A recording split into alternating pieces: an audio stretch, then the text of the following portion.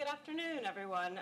Thank you so much for inviting me here today. It's great to see so many of you out here. I am Stephanie Hatch. I'm a reader at the IOPPN, and I have to say that one of my favorite parts of my job is working on the professional development of my research staff, because when I was coming through as a research assistant many years ago, I received a tremendous amount of support.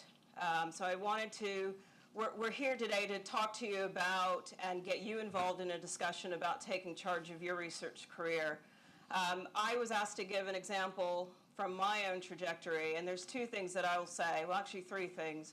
One, this is going to be an ongoing process. So taking charge of your career is going to be something that you're going to have to return to over and over and over again. Two, get a mentor. If I look back, my mentors have had a tremendous impact in terms of my trajectory. And I didn't always just have one mentor. I always advised people to think about the different things that you need to be working on in terms of professional development, and then find the most appropriate mentor for that. And also, I will give you a piece of advice: be willing to break up with your mentor if it's not working. And that leads to my third point, which is to keep moving forward. So if the people around you are not supporting you, you're not gaining the skills that you want to gain, you're not doing research in the context that you want to be doing research, my advice to you is to move on. You've just got to be prepared to keep moving forward throughout this until you get to where you want to be. So I'm very excited today that we have this panel together, and thank you all for coming and sharing your experiences. So I'm going to turn over to them. I'm going to ask them to introduce themselves and then give us maybe one or two tips about how they've taken charge of their career. Okay. I'm Vicky Snowden. Oh, sorry. Is it on? Hi, I'm Vicky. I'm the Technical Services Manager for the Chemistry Department. I've been at King's for about 11 years now, but my technical career has gone for about 17 years. I basically left university and went straight as a technician, working at the bench. I was working as a research technician for most of my technical career. Only recently I've moved away from the lab now and leading a group of technicians in chemistry.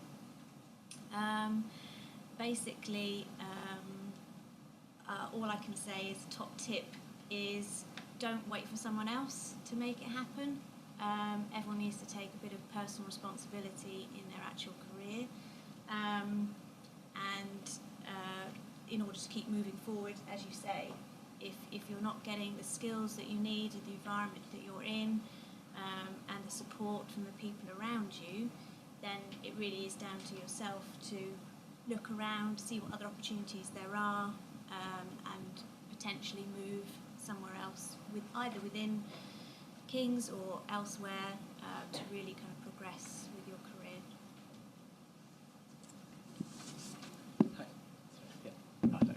Hi, I'm Prashant. Everyone calls me PJ. I'm a postdoc at the Centre of Human and Applied Physiology, and I've been here since 2016.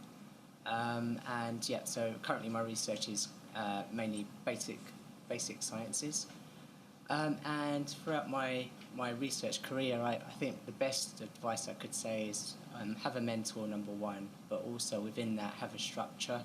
So have a plan of like a year plan, and then a 3-year plan, and maybe a 5-year plan, if that's the kind of academic career route you want to take, and try and ensure you kind of meet those goals. And maybe the final bit of advice is maybe just be resilient. You're going to get a lot of rejections, and just got to keep on moving forward. Cool. Right. Cool. Great, thank you. My name's Daniel Shilleref. I'm a lecturer in the geography department across the river. I would say I'm approaching the end of my first year as a lecturer, having spent 2 years as a teaching fellow here, and there's definitely a connection there. I wouldn't say it's simply by working here that gave me a step up, but what I would say was that ability to demonstrate some links to others in the department on the research side of things while being a teaching fellow, that really counted for a huge amount. And that can be internally, but also externally. So anytime you're going for a job, wherever, being able to show, I suppose, complementary research interests, I would say. So not that you're duplicating existing expertise in the department, but very much that you're able to look at their existing strengths. You're not a standalone, you're not going to come in as a standalone, one single person working on a particular topic, but that you can build on what they're already skilled in without duplicating their expertise. I think that's probably a sound piece of advice. And then maybe a second quick tip is, there's all sorts of little pots of money out there. Ultimately, many of us, all of us, might want to pursue an independent research career. That's ultimately what we're seeking to do in many cases. There are small pots of money all over the place. We're pretty lucky here at King's, faculties, college-wide, and our senior colleagues won't apply for those pots of money. But ultimately, if we need to demonstrate our ability to pursue an independent career, you can do a hell of a lot with a few hundred or a few £1,000s and a good idea. So that's certainly, I've had that advice and it's worked well for me. Thank you. Hi, my name's Matthew Kempton. I'm a senior lecturer at the IOPPN. I've recently had my 10-year anniversary at King's. I had two tips I wanted to talk about. One was making connections with people, and the other one was choosing something that you're excited about. So in terms of first of all, if we do choosing something you're excited about, so you sometimes see people in quite senior positions who are just incredibly driven about everything. There's just some people who have that.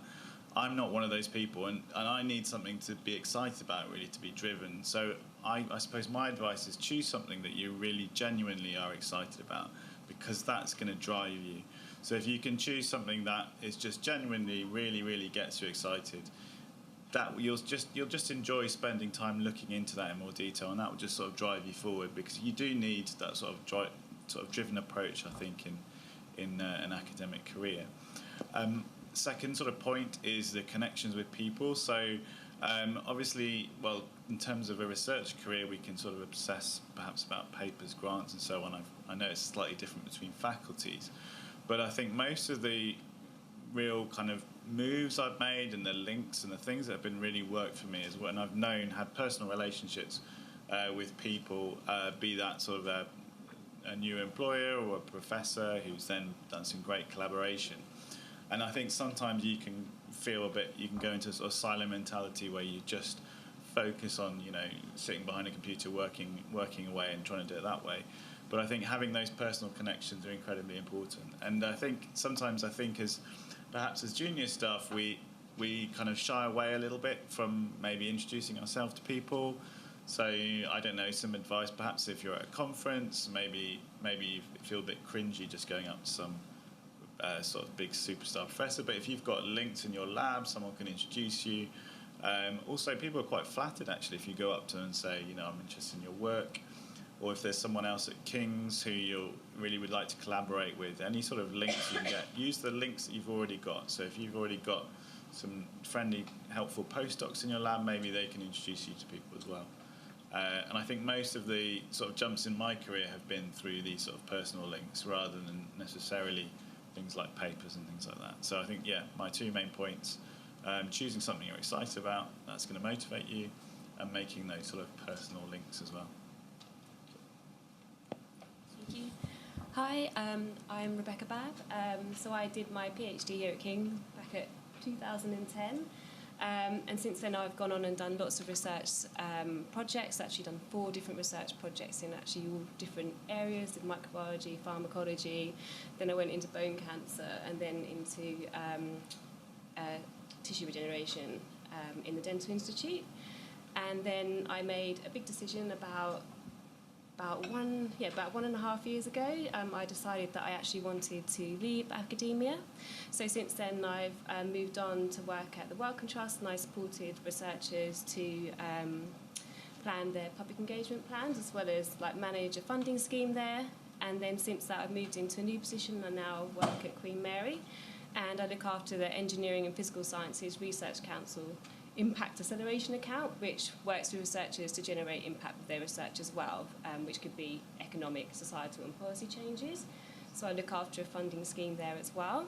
And it's really exciting to return back to King's today, because originally when I was here at King's, I used to be a research staff representative, and it was really fantastic to hear about all the big achievements you've made actually in such a really small space of time. And it's great to be invited back here today. And I was just thinking about what tips I would give people. So a lot of them have been already echoed here today. So I think one of the main things is protecting time for yourself to actually think about and visualise where you want to be in the future, and then working backwards from there and figuring out the steps that would take. And I really would advise you to do this alongside a mentor, and then just taking it day by day, week by week, month by month to achieve those. And also be a bit flexible as well, because sometimes you might not be able to get your first choice. So it's really important to go out and challenge yourself to do new opportunities as well, and to build up those transferable skills and actually be open to new opportunities, because the more opportunities you have and the more flexible you are, the happier I think you'll be as a person, rather than just thinking I only can go down this one route. Because it was a really big decision for me to leave academia, and it wasn't because I didn't love research, I loved it a lot.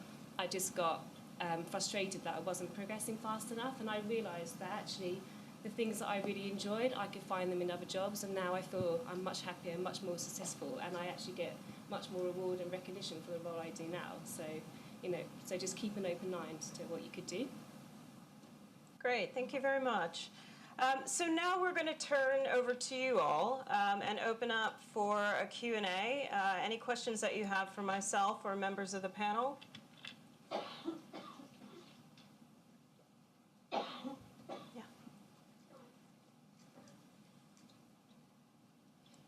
Hi, so thank you.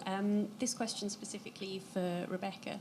So on your decision to leave academic research, where did you sort of look, and where did you get the ideas for where you wanted to go that would utilise the skills and experiences you'd got in research but were sort of useful and aligned with outside?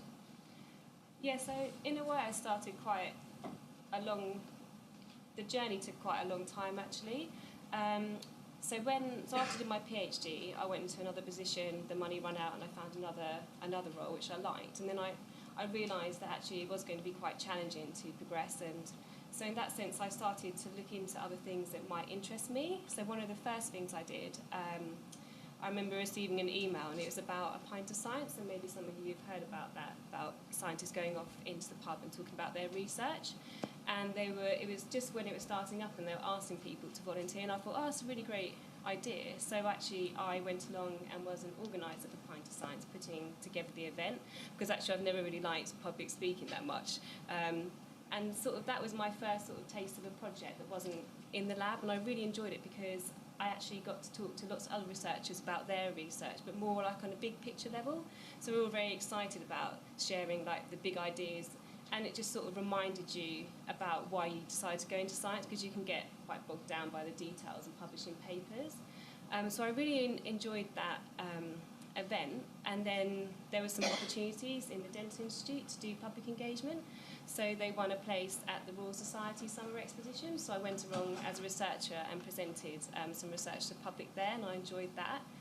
And then the next step for me is that at King's they have some funding that supports you to deliver your own public engagement activities. So I decided I wanted to challenge myself a bit more on that. So instead of going along to events that were organised by others, to organise it myself. And I got together with a group of around 20 people to put on a dental research showcase for dental students. So, and that was in the background of doing my research, so just like volunteering. And then whilst I was doing that, I also was a staff representative, so I had a fantastic opportunity to go along to senior committee meetings and hear about how they made decisions, about strategies and things that I just never really thought much about in a lab. I was like, oh, my boss does stuff like that. He'll just get some money from me and I'll do research. And I was starting to piece together like how all these things worked, and that sort of helped me to sort of move away from the lab, if that makes sense, by realising there's just a lot of exciting things out there. And obviously that's how I got my job at the Wellcome Trust, because of my experience in public engagement.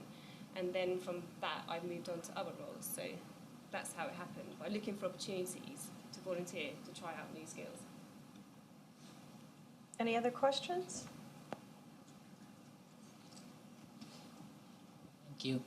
Some of you have mentioned about mentors, getting a mentor. So what exactly is a mentor, and is it like a line manager, supervisor, or what kind of things you discuss with mentors? Is it just purely professional things, or is it linked with other careers and your personal lives? Because to me, it looks, maybe I didn't understand exactly how is it well defined, like mentor-mentee relationships. Well, I can say what I look for in a mentor, and then I'll pass it over to the panel. I mean, I always advise people not to have a mentor who has a vested interest in what you're doing in terms of sort of your immediate outputs. So I think that excludes, while sometimes your supervisor and your line manager can give you good advice and they can champion you, I think a mentor is someone who's a little bit removed from that, so that they can sort of take an overview of what it is your immediate plans are, as well as your long-term plans, and advise you on that. I think you made an important point about whether or not you bring your personal life into it. I think that if you are with a mentor that you feel comfortable with, the only way that we are going to achieve that work-life balance is to bring your personal life and the things that you're going through, your other responsibilities that you have outside of work, into the discussion about your career planning. So I think actually finding a mentor where you feel like that is the case is a good idea. But I'll pass over to the panel. Anyone else have any views on that? Yeah, I mean, I'd support that. I would say certainly not your line manager. I think that would be sort of a big conflict of interest. But I think all of these things, and I mean, I just noticed actually on the back page of maybe this is going to be talked about, but there's something about mentoring there in your booklet as well. So I know that there's a number of schemes that, because the importance of this is really being recognised, there's more and more schemes at King's that's trying to do this. I think historically, in terms of organising mentors, that's been generally focused at more senior staff, like sort of academic lecturers and above. But I think there's more. In some ways, actually, it's the staff that are below those levels that actually kind of need it more. So I think there's more of a movement towards that. So yeah, I think someone that you trust is the important thing, and I think that's the slightly difficult thing in trying to identify that person often, because you're thinking about someone maybe outside your department, and perhaps you don't have a lot of links outside your department. So I think that's why some of these things that are being set up are quite helpful actually to do that. I don't know if anyone else has any comments. Yeah, I'll just say that you don't necessarily have to go through a scheme to find a mentor. So I had 2 mentors when I was at King's, and it was really extremely helpful. And I just found them through the fact that I actually just really liked that person, and I just sent them an email, like clearly outlining like what I hope that we could achieve by having these mentoring sessions, and they kindly accepted. So in that sense, like, you can go through a scheme, but I think one thing that's really important, and which was mentioned before, like, it's really important that you really get along together on some type of level. So in that sense, if you see somebody and you think, actually, I'd really like to progress my career like them, and you like them, just it's always worth just asking them, because most people will be really quite flattered that you've asked them, and actually it's quite nice to be recognised in that sense. So most people will say yes, but you really have to commit to it as well. So you really need to put in the time, make sure that you do schedule meetings, and if you do set objectives together, that you do make a genuine attempt to do that. Otherwise the mentoring can collapse, because actually it's not really achieving anything. Perhaps the follow-up to that is not to conflate it with the PDR. I know that has happened. I've certainly seen it in my department, where incoming staff think it's the same thing, and it kind of touches on this vested interest nature that you typically have your PDR with your line manager. But this is very much on you. Go and find someone that, inspires you, motivates you, you enjoy going to the pub with. It doesn't need to be in their office. It could be for teaching, it could be for research, it could be across the both, but it's very much, less formalized. It's just you and someone else that motivates you. This is an open question to the panel. So earlier when, I don't know if you're all here, Reza Razavi was talking about how we're now living in a disrupted system. Now, he was pretty vague on what he meant by that. I was just wondering what you think, well, when I say vague, what you meant by that, I mean, it's clear that things are being disrupted, but in terms of the research fields, in terms of academia, how do you think that's going to have the biggest impact on, you know, sort of our generation of researchers moving forward? It's quite a philosophical one, so take your time. Well, I was here when Reza was saying that. So I kind of, in terms of what it implies to us as researchers, I kind of see it as these short-term contracts continuing for a while. So for example, even though I don't know how rare this is, but even as a lecturer, I'm on a senior lecturer. I'm on a short-term contract. So you know, I would have hoped maybe by this stage I might be on a permanent position, but it may be that this is the norm now, and actually getting sort of tenure is relatively rare. So in one sense, that's frustrating because, you know, obviously it's nice to have the security of a long-term position, but on the other hand, perhaps, you know, if we're all in this boat together, and then that's slightly less stressful. And I suppose in terms of how we cope with that, it's just being flexible, being able to move between things, and just, I suppose the importance of planning your future on a regular basis just becomes more important. So that's sort of where I saw that, perhaps. Just a point. I remember when I left academia, one of the key reasons is because I really wanted to have a permanent job and more stability. But actually, since leaving academia, actually all my positions have still been like short-term contracts, and actually it doesn't bother me as much anymore. Actually, it quite excites me because for me, what really excites me is having new projects and new challenges. And now I feel like I've really built up my transferable skills. I feel like that's opened up so many more avenues. Whereas when I was doing research, the more I was progressing, I felt that the avenue was getting narrower and narrower. And I found that really stressful. But now I've actually left academia and I'm actually building all my transferable skills up. I can apply them in so many different types of sectors. And actually I wouldn't want to stay in a job for like 10 years because I would actually get quite bored unless it was one that had a lot of change around it. So now I'm doing this project in 2 years and I'm learning loads of big new skills. And one of the roles that I do is meet with like a lot of businesses. So I'm building up my networks, going back to building up those contacts. And already I'm seeing like different jobs that I might be interested in the future. So I'm quite excited. So actually, in that sense, maybe actually having fixed-term projects is exciting, but it's stressful in the academic environment because it is that shrinking of opportunities. But actually, outside, it's actually the opposite, I feel.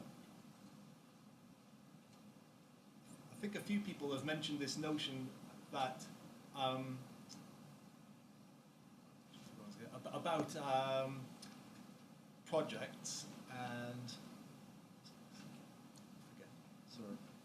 come back to me. Yeah, sorry. So you were saying that you really enjoy the short-term projects now. I mean, do you feel like, I mean, I'm not saying that you would ever want to, but do you feel like if you ever thought to yourself, I would like to go and do some research again, you would feel comfortable re-entering that sphere with the experience that you've gained, perhaps even more confident going back into research with this experience you've gained? Definitely, I still feel like it is a possibility that I could return back to research, and I knew that when I left. So when I left, I still had some publications coming through. I knew I had an entry back in if I really wanted to. And now I think if I did return as a researcher, actually I'd progress my career really much faster because actually having that understanding of different forms of impact, getting that exposure to other organisations and different perspectives, I actually think I'd do much better if I came back to research. So I think even if you do leave, there are ways you can come back in and actually be more successful and progress a lot faster. In fact, I got more recognition for the research I did when I left academia than when I was actually here. I don't know why.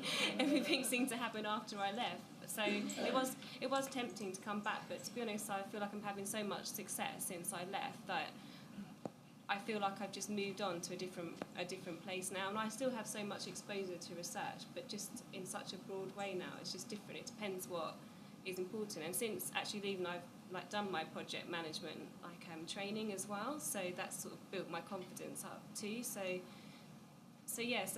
if you leave academia, I think there's always a route back in because of all your expertise, and you've gone off and you've got even more. So why not? So I wouldn't really be concerned. Nothing's forever.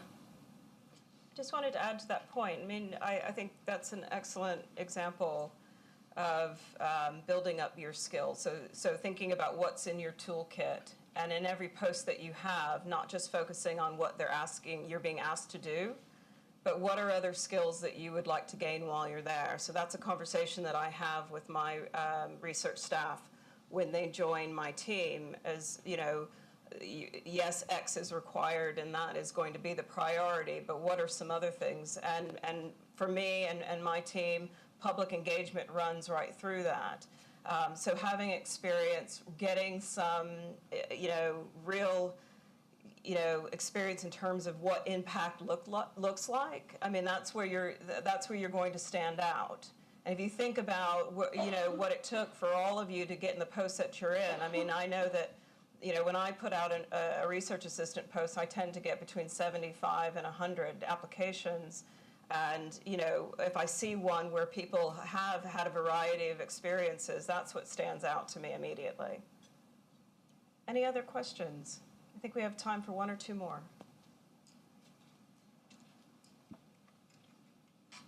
Hi.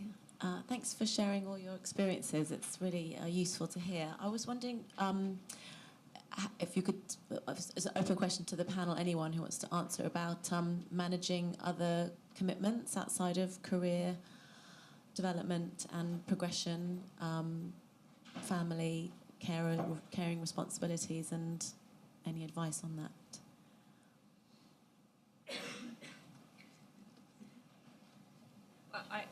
I mean, obviously when I was doing research, I did so many additional activities on that, so it is hard to manage all these juggling responsibilities.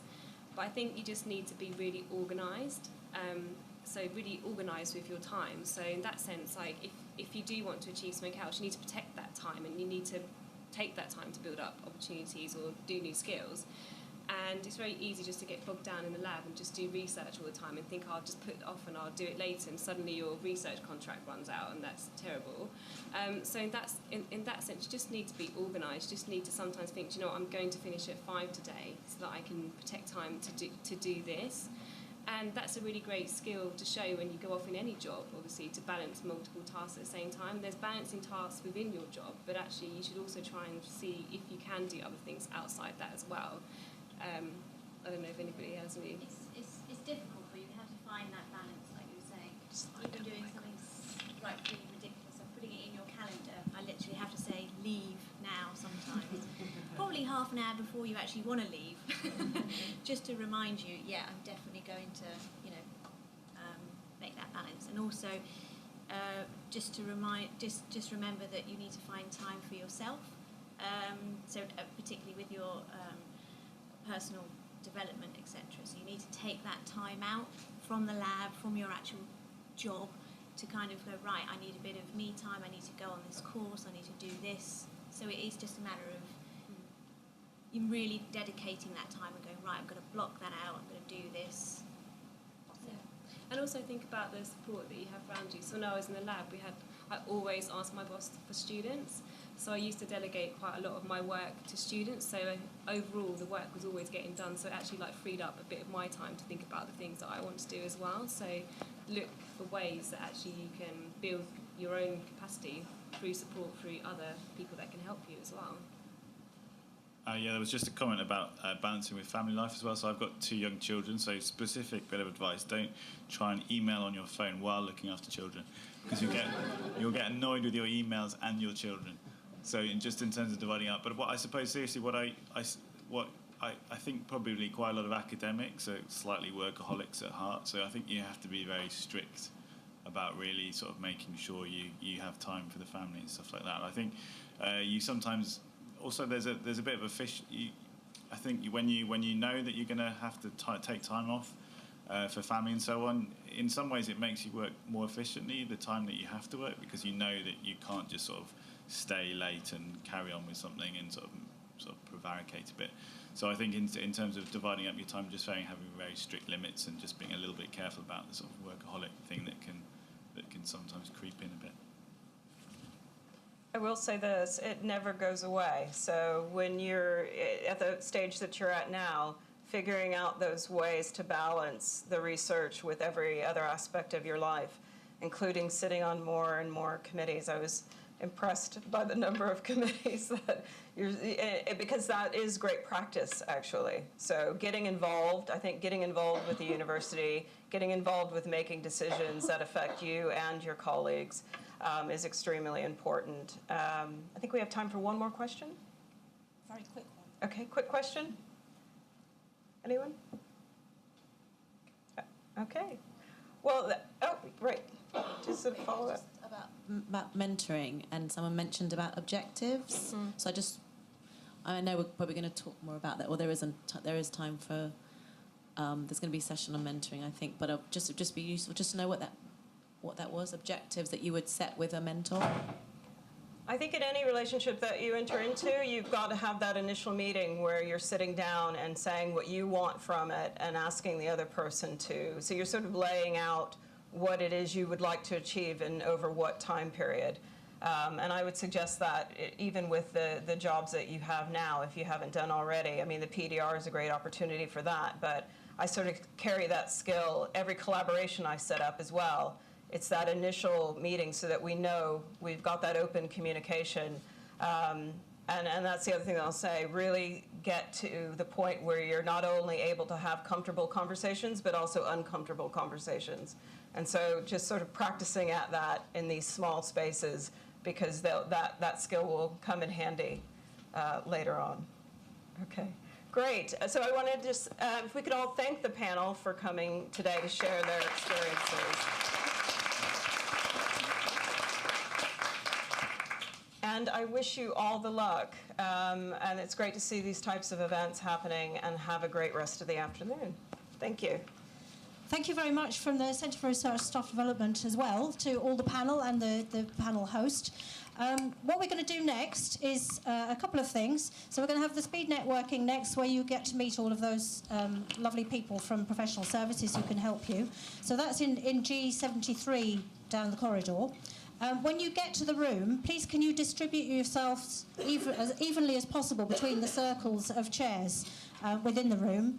And then as you're going through the next hour or so, if you can be thinking also about which workshop you'd like to attend. We haven't actually decided, asked you to decide before, but if you can think about which workshop you'd like to attend so that you're ready to go from there to the workshop rooms after the break. So thank you all very much for coming for the first part, and to our fantastic panel. And if you'd like to move down now to G73, which is the next part, it is G73, to the next part of the event.